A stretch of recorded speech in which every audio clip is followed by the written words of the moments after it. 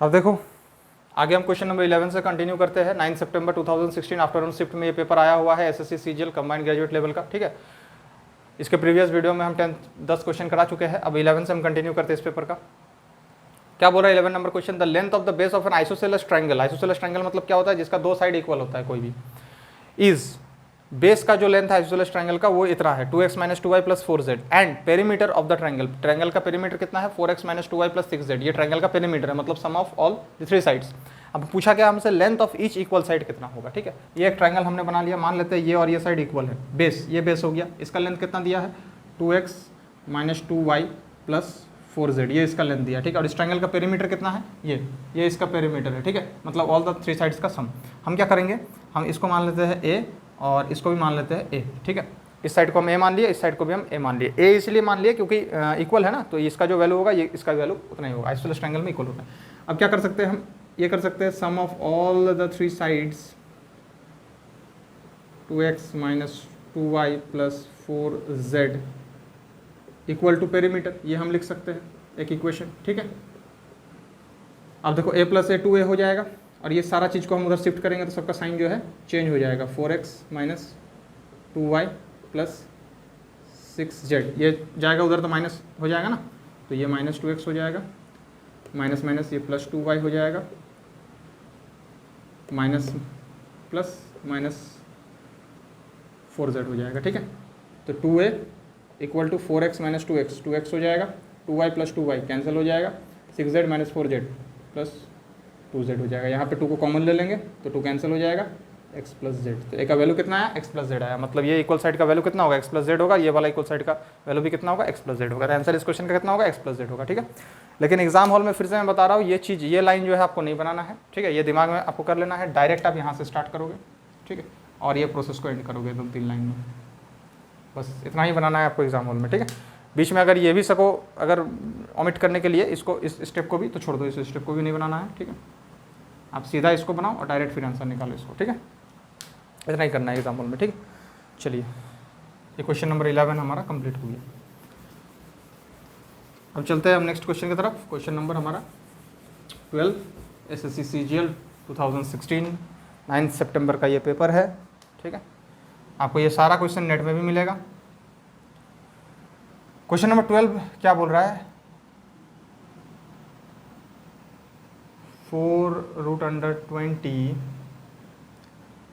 6√25, इसको ascending order में set करना है। असेंडिंग ऑर्डर मतलब स्मॉलर टू बिगर, ठीक है। इसका एक ट्रिक होता है, बहुत शानदार तरीके से हम इसको बनाएंगे, ठीक है।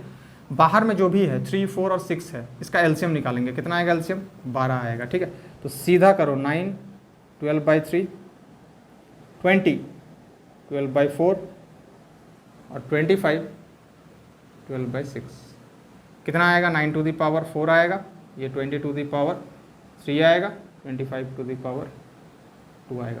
तो इसका वैल्यू 625 होता है, सबसे छोटा यही है। सबसे पहले इसको लिखेंगे 6√25, फिर ये होगा 3√9 और सबसे बड़ा ये है 8000 4√20, तो अरेंज हो गया असेंडिंग ऑर्डर में, ठीक है।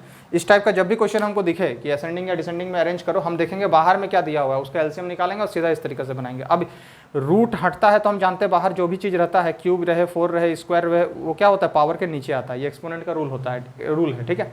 इसीलिए 4 यहाँ सीधा 12 के नीचे चला गया और 6 यहाँ सीधा 12 के नीचे चला गया। हमने तीनों को 12 से, तीनों का पावर को 12 से मल्टीप्लाई करा दिया, क्योंकि तीनों का एलसीएम क्या है 12 है, ठीक है। तो इस तरह से इस क्वेश्चन को हम लोग बनाएंगे। इस टाइप का कभी भी क्वेश्चन आए असेंडिंग या डिसेंडिंग में अरेंज करने के लिए दे, हम लोग इसी तरीके से जो है क्वेश्चन को अप्रोच करेंगे, ठीक है। अब चलते हैं नेक्स्ट क्वेश्चन की तरफ। 13 नंबर क्वेश्चन क्या बोला है, 2 + a/a + 2 + b/b + 2 + c/c = 4। ये क्वेश्चन हमको दिया है और हमसे क्या पूछा है, AB + BC + CA/ABC का वैल्यू कितना होगा, ये पूछा है हमसे। AB + BC + CA/ABC का वैल्यू कितना होगा, ठीक है। अब देखो ये सब क्वेश्चंस में थोड़ा सा टाइम लग जाएगा, ठीक है। इसमें हम क्या करेंगे, तीनों का एलसीएम ले लेंगे। क्या एलसीएम आएगा, ABC आएगा। अब A यहाँ पे कैंसिल आउट होगा तो क्या बचेगा, BC बचेगा, 2 + a प्लस यहाँ पे b कैंसिल होगा, क्या बचेगा, AC बचेगा, 2 + b प्लस यहाँ पे c कैंसिल होगा, क्या बचेगा, AB बचेगा, 2 + c = 4। चलो ठीक है, अब मल्टीप्लाई कर दो, 2BC + ABC + 2AC + ABC + 2AB + ABC = 4ABC। अब देखो ABC ABC ABC 3ABC हो जाएगा, उधर जाएगा माइनस हो जाएगा, 2 कॉमन ले लो यहाँ पे, क्या बचेगा, BC, 2 कॉमन ले लो यहाँ पे, क्या बचेगा, BC + AC + AB = ABC। ये ABC यहाँ नीचे डिवाइड करा दो और 2 को उधर भेज दो, इसी लाइन में आंसर हो जाएगा। ये ABC यहाँ पे डिवाइड हो जाएगा और ये 2 उधर जाएगा तो क्या हो जाएगा, 1/2 हो जाएगा। तो आंसर कितना आ गया, देखो इसका 1/2 आ गया। यही एक्सप्रेशन पूछा था ना, आ गया, ये आंसर कितना आ गया, 1/2 आ गया। ठीक है, तो आप कोशिश करो कि स्टेप्स को जितना कम कर सको, ठीक है, क्योंकि ट्रिक वही है कि स्टेप्स को आप जितना कम करोगे ट्रिक वही बनेगा और कुछ नहीं है। ठीक है, इसके बाद हम चलते हैं नेक्स्ट क्वेश्चन में, 14 नंबर क्वेश्चन बड़ा ही मज़ेदार क्वेश्चन है। ठीक है, x + y + z = 1 है और क्या दिया है, 1/x + 1/y + 1/z = भी 1 है और x × y × z जो है वो -1 है। ये 3 चीज़ हमको क्वेश्चन में दिया हुआ है। हमसे क्या पूछा है, x³ + y³ + z³ कैसे निकालेंगे। तो ये क्वेश्चन है पुटिंग द वैल्यू। आप वैल्यू पुट करो अपने मन से। हम ऐसा क्या वैल्यू पुट कर सकते हैं x का, y का, z का, जो इस सिचुएशन को ये करे, कंडीशन को सेटिस्फाई करे। तो देखो, अगर हम x का वैल्यू पुट कर देते हैं 1, y का वैल्यू पुट कर देते हैं 1 और z का वैल्यू पुट कर देते हैं -1, तो देखो इस कंडीशन को ये सेटिस्फाई कर रहा है। 1 + 1 2 -1 1, चलो ठीक है। यहाँ भी देखो 1 + 1 2 -1 1, ये इसको भी सेटिस्फाई कर रहा है। 1 × 1 1 × -1 इसको भी सेटिस्फाई कर रहा है। तो तीनों को जब सेटिस्फाई करे तो मतलब ये वैल्यूज हम पुट कर सकते हैं। ठीक है, अब 1 का क्यूब + 1 का क्यूब + -1 का क्यूब कितना आएगा, 1 + 1 -1, आंसर होगा इस क्वेश्चन का 1। ठीक है, इस तरह से हम लोग इस क्वेश्चन को अप्रोच करेंगे। ठीक है, अच्छा, एक फार्मूला भी होता है, हम जानते हैं कि x³ + y³, ये तो सॉल्व हो गया, यही आंसर है। ठीक है, हम थोड़ा सा इसको आगे लेके चलते हैं।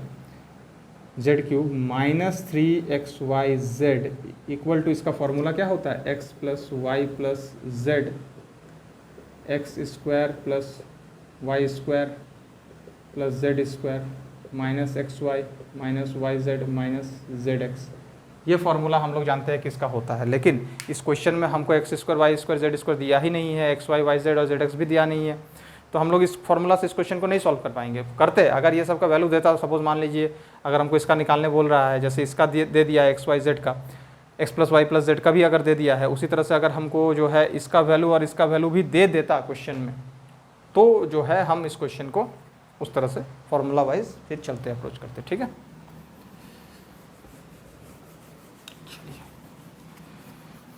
इसके बाद हम चलते हैं क्वेश्चन नंबर 15। 15 क्या बोल रहा है, इन ट्राइंगल PQR, हमारे पास एक ट्राइंगल है जिसका नाम है PQR। L and M are 2 points on side PQ and PR. L and M are 2 points on side PQ and PR। ठीक है, such that LM is parallel QR।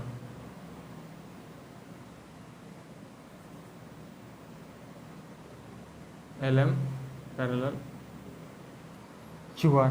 if PL is 2, अच्छा PL का value कितना दिया है, 2 centimetre, LQ is 6 centimetre, PM is 1.5 centimetre, then MR कितना होगा, ये क्वेश्चन हमसे पूछा है। ठीक है, एग्जाम हॉल में जब इसको अप्रोच करेंगे तुरंत हम एक छोटा सा फिगर बना लेंगे, क्योंकि हमको समझ में आना चाहिए कि क्या हो रहा है नहीं हो रहा है। PQR ट्रायंगल का नाम है, PQ का पॉइंट है L और PR पे पॉइंट है M, और ये जो है पैरेलल है इसका। PL का वैल्यू कितना है, 2 है, QL का वैल्यू कितना है 6 है, PM का वैल्यू कितना 1.5 है, हमको किसका चाहिए MR का चाहिए, मान लिए कितना x, ठीक है। चलिए 2/8, एग्ज़ाम में जब हम इसको सॉल्व करेंगे तो कैसे सॉल्व करेंगे, 1.5 by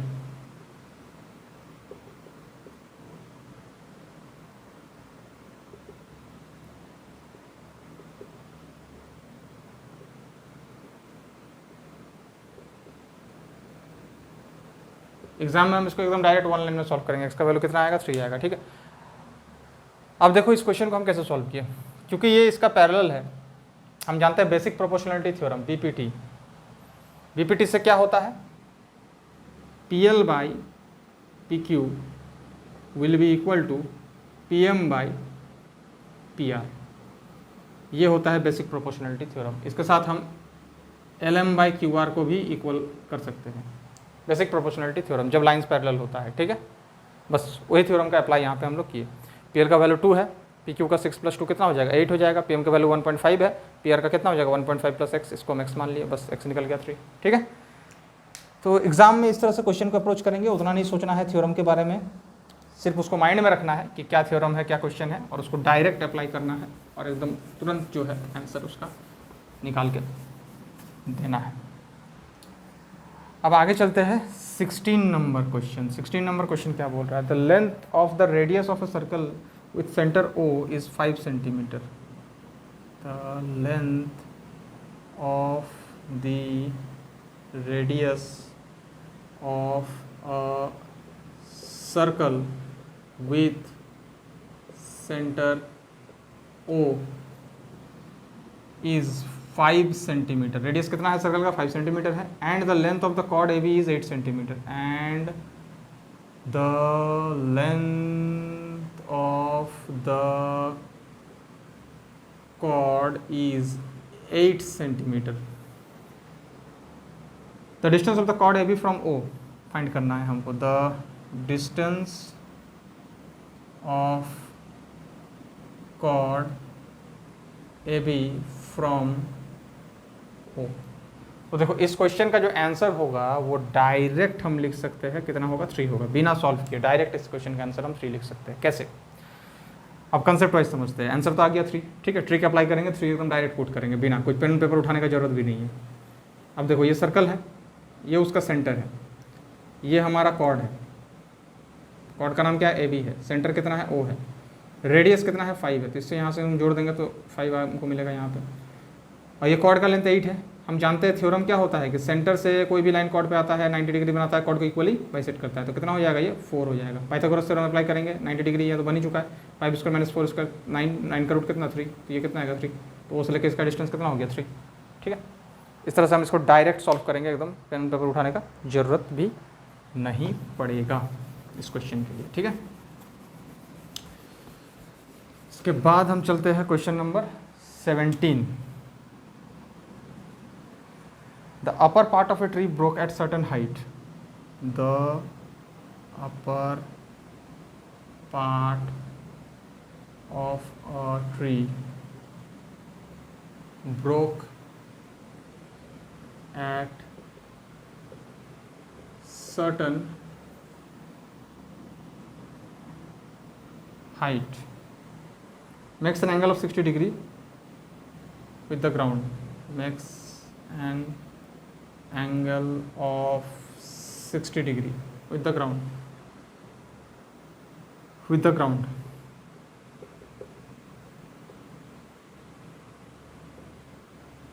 The ground. At a distance of 10 meter. At a distance of 10 meter. From its feet.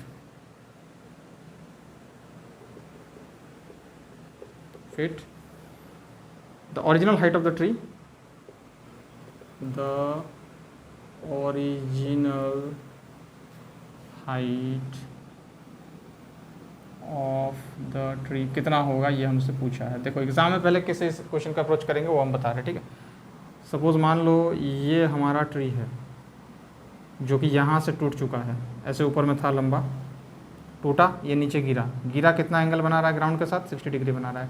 इसके साथ डिस्टेंस कितना है 10 मीटर का डिस्टेंस है। हमको क्या निकालना है, हाइट ऑफ द ट्री निकालना है, मतलब ये भी चाहिए, दोनों को जोड़ना पड़ेगा। सीधा लगाओ, tan 60 का वैल्यू √3 होता है, परपेंडिकुलर बाय बेस 10√3 आ गया इसका वैल्यू। अब सीधा लगाओ इस पर, cos 60 का value 1/2 equal to base by hypotenuse. Hypotenuse कितना आएगा 20, इसका वैल्यू कितना आ गया 20। हाइट ऑफ द ट्री कितना हो जाएगा, दोनों को ऐड कर दो, 20 प्लस 10√3, 10 को ले लो कॉमन, 2 प्लस √3, डायरेक्ट आंसर हो जाएगा इस तरह से। ठीक है, एकदम तुरंत सॉल्व करना है एकदम। अब कंसेप्ट वाइज चलते हैं। देखो ये ट्री है, यहाँ पे टूटा है, इस जगह पे टूट के ये पार्ट नीचे गिरा है। हमको हाइट ऑफ द ट्री चाहिए, ओरिजिनल ट्री, मतलब एकदम यहाँ से यहाँ तक चाहिए, मतलब ये भी चाहिए और ये भी चाहिए, टूटा हुआ पार्ट भी चाहिए। दिया क्या है, ये है 10 और ये 60 है, तो पहले 10 में ले लिए, इसको कॉर्ड में भी ले सकते थे, कोई दिक्कत नहीं है, उसमें बेस बाई परपेंडिकुलर होता है, उससे भी निकलता। हम 10 में ले लिए, सेम आंसर आता, कोई दिक्कत नहीं है। tan 60 का क्या होता है, परपेंडिकुलर बाई बेस, उससे हम ये निकाल लिए, कितना है 10√3 आया।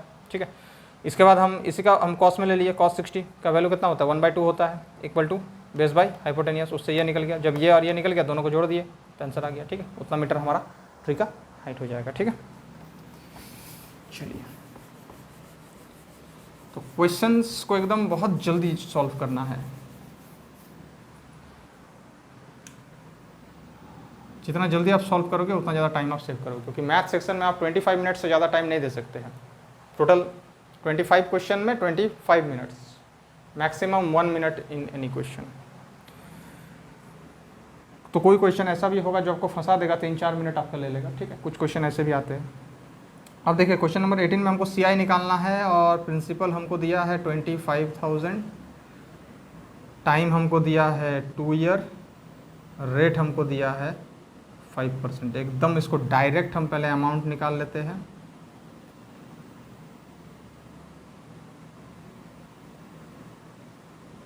जीरो और जीरो कैंसिल हो जाएगा, इसे इसको कैंसिल करेंगे, 1 2 5, 21 इंटू 21 कितना होता है 441 होता है। इसको हमको सॉल्व करना ही पड़ेगा, कोई उपाय नहीं है। कैरी 2 कैरी 1, अब ये भी उतना ही आएगा, कितना आ रहा है 5 2 1 5 5। इसको डिवाइड कर देना है 2 से, 2 से डिवाइड करना है क्योंकि नीचे 2 बचा हुआ है। कितना आएगा 2 से डिवाइड करने पे 2 7 5 6 2.5, ये अमाउंट आ गया। इससे माइनस कर दो तो हमको CI मिल जाएगा। ठीक है, तो ये जो कैलकुलेशंस है ना, इनको बहुत फास्ट करना है, एकदम इतना जल्दी करना है। ठीक है, अब देखो फार्मूला के हिसाब से चलोगे तो अमाउंट का फार्मूला होता है 1 + r/100 to the power n, और इससे माइनस करो प्रिंसिपल तो CI आएगा। प्रिंसिपल कितना है 25,000, 1 प्लस रेट कितना था 5%, टाइम कितना है 2 माइनस 25,000। ठीक है, तो वही चीज़ मैंने यहाँ पे करा, बिना फार्मूला लिखे और कुछ लिखे, तो ये एकदम क्विक जो है, एकदम तुरंत जो है, इतना छोटा जगह में सॉल्व हो गया। ठीक है, लेकिन इसी को आप फार्मूला लिख के सॉल्व करोगे तो इतना लेंदी बनेगा। ठीक है, चलिए question number 18।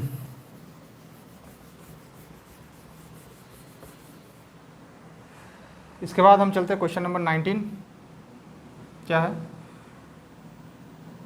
cot 17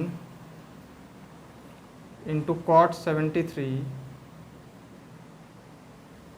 cos square 22 plus 1 sec square 60।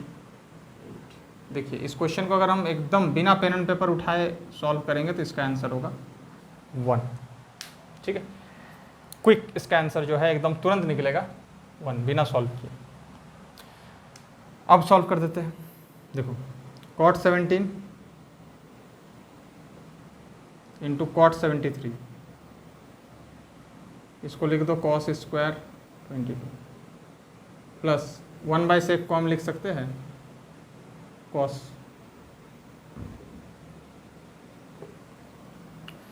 cot 17 को हम tan में चाहे तो कन्वर्ट कर सकते हैं, cot 90 माइनस 73।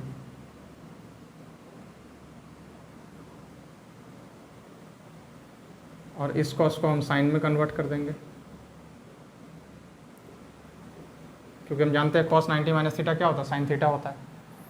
तो ये हो जाएगा tan 73 into cot 73 cos square 22 plus sine square 22। अब ये तो कैंसिल आउट होके 1 हो जाएगा, और यहाँ cos square theta plus sine square theta कितना हो जाएगा, 1 हो जाएगा। तो 1 इंटू 1 कितना हो जाएगा, 1 हो जाएगा। तो आंसर हमारा कितना आ गया, 1 आ गया। तो इसको हम इतना सॉल्व करेंगे ही नहीं, सारा चीज़ दिमाग में करेंगे और एकदम डायरेक्ट आंसर ऑप्शन को हिट करेंगे 1। ठीक है, तो ये हमने 9 सितंबर 2016 आफ्टरनून शिफ्ट सीजीएल का जो क्वेश्चन पेपर आया हुआ था 25 क्वेश्चंस में से हमने जो है 19 क्वेश्चंस करा दिया है। बाकी कुछ ग्राफ का 3-4 क्वेश्चन है, उसको कराना थोड़ा मुश्किल है, इसीलिए उसको नहीं कराया है। और 1-2 क्वेश्चन बहुत ही ईजी था, सिंपल था, इसीलिए उसको भी हमने नहीं कराया है। टोटल 19 क्वेश्चन हमने इस शिफ्ट का करा दिया है। ठीक है, थैंक यू।